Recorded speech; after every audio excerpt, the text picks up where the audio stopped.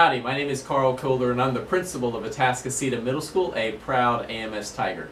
The vision of Atascocita Middle School in student-friendly terms is strong readers, strong writers, and strong problem solvers. Now in the past, in order to reach that goal, we had our district budget, but they also had a candy fundraiser to raise funds to provide funds for those extra programs. I would say we sold about $40,000 worth of candy each of the years that I was here, but we'd only receive a fraction of that, about $12,000 to $13,000.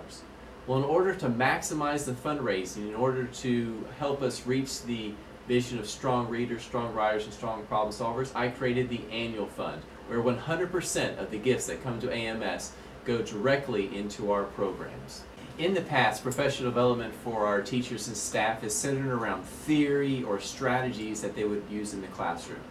And these are very important because they benefit, because they increase student achievement in our students. But it doesn't really bring a lot of energy and passion.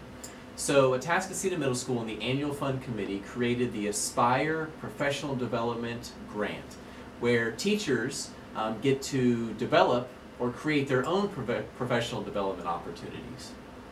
These professional development opportunities create passion and energy for the whole reason that they got into teaching. So someone who loves history, or someone who loves theater, or someone who loves art or science, the reason that they got into teaching, well, this allows them to create professional development that'll bring that energy back to them, and that energy should translate into the classroom with our students. So in our first year, the Annual Fund Committee awarded 3 Aspire Unique Professional Development Grants. The first one was to Texas history teachers, where they went on a tour of Texas, where they went to San Antonio and Austin, and some of the highlights there, and you'll hear that in our video today. Also, you'll hear from a U.S. history team. They went to Colonial Williamsburg for a teacher institute, where they got to see firsthand where these events actually took place. And third, you're going to hear from both a science and a math teacher who went to Michigan to see one of the premier flipped classroom high schools, to see how, when a whole school is flipped, the impact that it has on students with relationships and also with achievement. I am Miss Callaghan. I teach 7th grade Texas history and 8th grade AVID. Well, we started off going to the state capitol, and we were able to tour all levels of the capitol, like the basement, first floor. And we were also able to sit in the gallery, and we were able to take pictures, and so I felt like a very political leader. And the next day we went to the Bob Bullock Museum. It's a 3-level museum, and they have a 4D theater, and so basically it rains, it snows, it gets real chilly, you get bitten by rattlesnakes. So it's very interactive. The next day we toured the LBJ library, and they have a model of the Oval Office and basically what it looked like when LBJ was in office, as well as his wife. And we were able to take pictures and tour it. And also in the Oval Office, I guess you could call it that, they have a lot of the recordings of his phone conversations. And so you sit there and you think, if I'm president, man, all of my telephone conversations are going to be recorded for later purposes. And the next day we traveled from Austin all the way to San Antonio, and we visited all of the 3 missions in Texas. And we were able to take lots of pictures, we were able to go inside, and it was a lot of fun. It helped me as a Texas history teacher to be able to tangibly see exactly what I teach about in my Texas history class, simply because it's one thing reading it in a textbook and telling students about it, but it's completely different when you're actually there. You know more information because of the tour guides that are there at the Alamo and at the different missions in San Antonio, as well as the fact you can explain to your students simply where certain things are located and how it would look back in the early explorer days. Thank you to the Aspire Committee for allowing myself, Ms. Jones, Coach Claire, and also Ms. Espinoza to go on this trip. Hi, my name is Gia Jones, and currently I am teaching Texas History and World Cultures this year. I'm also the Social Studies Alt. As soon as I heard about the Project Aspire grant, I knew it was an incredible opportunity for social studies teachers. I knew immediately that the Colonial Williamsburg Teachers Institute was where the U.S. history teachers should go. This institute has been around for 25 years, and it's considered to be one of the best professional development opportunities for teachers in the entire United States. For the Texas History Grant, I knew it was a great opportunity for the new Texas history teachers to visit important historical sites in Texas history, like the state capitol, Missions in San Antonio, and the Bob Bullock Texas State History Museum. The Colonial Williamsburg Teachers Institute week was one of the best weeks of my entire life. Being surrounded by so much history is a history teacher's dream come true. Every day we had field trips to different historical locations. We had historical reenactors and a lesson on a theme connected to U.S. history. The historical reenactors were phenomenal, so professional in their costumes. During the field trips, we visited important historical sites like Jamestown, Yorktown, and Richmond. Our master teacher for the week, who led part of the sessions, was Ron Atkinson, who was Kentucky's Teacher of the Year for 2014. He was incredible. The teachers in our session were from all over the United States, and as a group of about 23 teachers, we really connected and gelled together. We got along great, and they had a lot of great ideas for us to share and take back to the classroom. So overall, it was a fantastic week. I would like to thank Mr. Carl Kohler for coming up with the Project Aspire Teachers Grant Program. It was an awesome opportunity. Also like to thank those special parents who donated to Project Aspire. Without their contributions, we would not have had these incredible professional development opportunities, which without a doubt have made us and will continue to make us better teachers. Thank you. Hi, my name is Rob Sanchez. I am an 8th grade U.S. history teacher here at Atascocita Middle School. Hi, I'm Jenny Stanley. I am an 8th grade U.S. history teacher at Atascocita Middle School as well.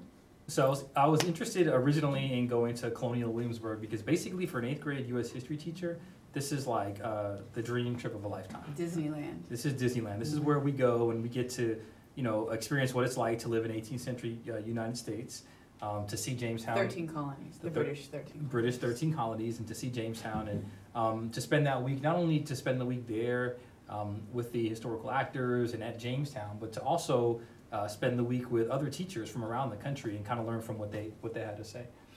Yeah, it was a history nerd's dream. But not only we got to spend time with teachers from all over the country, learning from them, but then we also got to spend time with each other. So it was awesome that teachers, like Rob and I, got to go together because we teach together, so now we have similar stories and similar experiences to tell our students about. My favorite part of the trip was really the beginning, that first full day, because that first full day we got to go to Jamestown. And I had not been, I don't think in my life, have been to Jamestown Island, and to be there where literally the first English person set foot to establish the colony in Jamestown. It was, the scene was just breathtaking, how beautiful it was. You really get a sense of how the swampiness of the area and how difficult it must have been, you know what I mean? Like for them to settle there.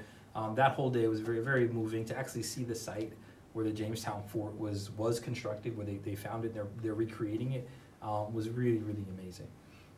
That was my favorite part. I think that add on to that, almost every place we went, so we started off going to Jamestown, and then ended with Yorktown. So it basically spans our whole U.S. history curriculum. But at every place we went, or every time period we experienced, there were people from the past. So actors who were hired to research historical characters like Thomas Jefferson, a man by the name of Matthew Thomas, who was a Jamestown resident. So they researched real people from the past. They're experts on them, and then they become those people. So it really does make it more than just a historical site with a placard, but the site becomes alive with personal experience, and it's those stories that I've already brought back into the classroom. So that was my favorite part.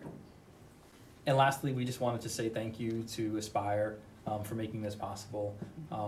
School teachers and of course Mr. Kohler and everybody who was responsible for sending us, because it was truly a once-in-a-lifetime experience. I know that in my 11 years of teaching, I've never had the opportunity to travel and be treated like basically royalty. I mean, the food we ate, the way that the way they thanked us every day for doing what we do with kids was really just a moving and special weekend, and just wanted to give my appreciation. It was truly a life-changing experience.